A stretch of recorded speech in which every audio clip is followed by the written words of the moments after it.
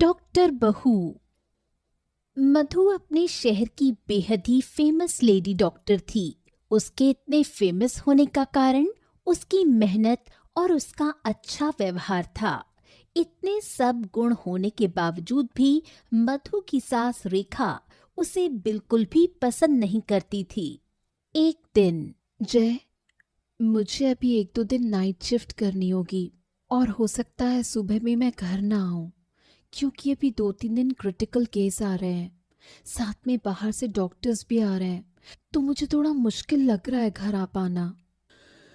मैं तुम्हें मना तो नहीं कर सकता, लेकिन तुम्हारे बिना घर मैनेज कर पाना बहुत मुश्किल होता है। वैसे भी अभी लगातार तुम कुछ दिनों से घर पर रह नहीं रही हो। फिर तुम माँ को तो जानती ही हो, वो गुस्सा करती हैं। तुम ही बताओ जय, मैं क्या करूं? ये मेरा काम है, मुझे इससे सबसे ज्यादा प्यार है। मैं अपने कर्तव्य से पीछे नहीं हट सकती। मेरे हाथ में 2 लोगों की जिंदगी होती है। तुम ही बताओ, कैसे मैं उन्हें भगवान के भरोसे छोड़ दूं? मधु, तुम ठीक कह रही हो। तुम जाओ, हम मैनेज कर लेंगे। तभी वहां मधु की सास रेखा आती है।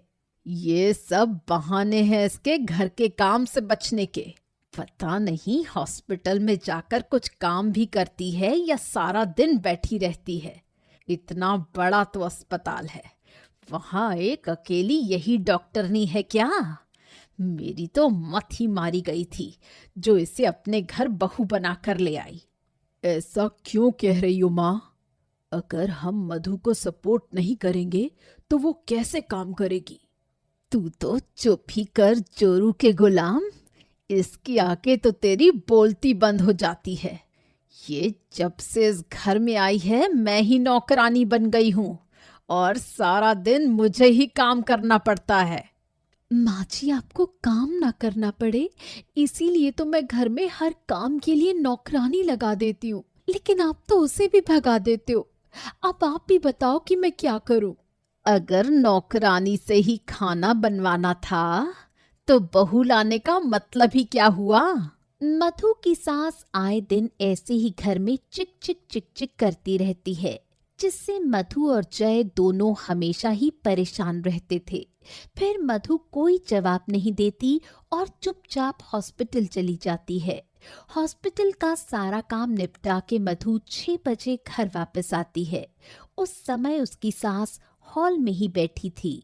आ गई महारानी, अब जल्दी जा और फटाफट खाना तैयार कर। जी मम्मी जी, मैं अभी खाना तैयार करती हूँ। बेचारी थकी हारी मधु घर आकर फिर से काम में लग जाती है। घर आने के बाद मधु को एक गिलास पानी पूछने वाला भी कोई नहीं होता। मधु हॉस्पिटल में भी काम करती और घर में भी मधु की जिंदगी ऐसी ही हो गई थी, जिससे उसे दिन में 5 मिनट भी आराम करने का मौका नहीं मिल पाता था। मधु खाना बना ही रही होती है, तभी उसका फोन बजता है। मैम, एक इमरजेंसी डिलीवरी का केस आया है, आपको तुरंत ही हॉस्पिटल आना होगा। मम्मी जी, एक इमरजेंसी केस आया है, मुझे जाना होगा, आप खाना देख लीजिएगा।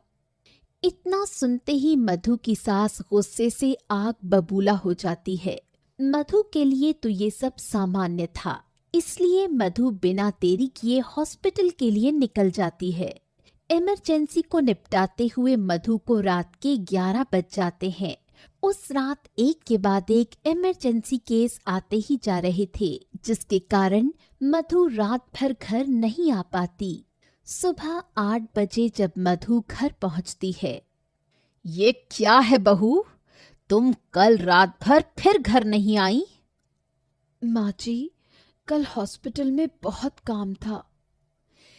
ऐसा कहते हुए मधु आराम करने के लिए अपने कमरे में चली जाती है। मधु आराम कर ही रही होती है कि तभी मधु को सास के जोर से चिल्लाने की आवाज आती है। रेखा की आवाज सुनकर जय और मधु दोनों कमरे से बाहर आते हैं। क्या हुआ माँ? इतने जोर से क्यों चिल्लाई? बहू, आज तुम्हें फैसला करना ही होगा कि तुम्हें अपनी नौकरी चाहिए या पति और ससुराल। आज तुम दोनों में से किसी एक को चुन लो। अगर कल तुम हॉस्पिटल गई तो वापस इस घर में दोबारा कभी मत आना। माँ, ये तुम क्या कह रही हो? ऐसा मत कहिए माँ जी, मेरे लिए दोनों चीजें अपनी जान से भी ज्यादा प्यारी हैं। मैं आप लोगों को भी नहीं छोड़ सकती, ना अपने काम को। मुझे अब इस बारे में और कुछ नहीं सुनना। तू फैसला कर ले बस। मधु ये सब सुनकर रोती है। वो अपने कमरे में चली जाती है। तभी फोन बजता है। हेलो, कौन बोल रहा है? मुझे डॉक्टर मधु से बात करनी है। जो भी बोलना है मुझसे बोलो। मैं मैडम को धन्यवाद देना चाहती हूँ, क्योंकि अगर कल वो नहीं होती तो मैं अपना बच्चा खो देती, शायद मेरी जान भी चली जाती। मैं और मेरे परिवार वाले मैडम के बहुत शुक्रगुजार हैं कि उन्होंने मेरे और मेरे बच्चे की जान बचाई। आप बहुत किस्मत वाली हैं मैडम जी, आपको मैडम जैसी बहू मिली है। मैं दिल से दुआ देती हूँ कि आप सब लोग हमेशा स्वस्थ और खुश रहें।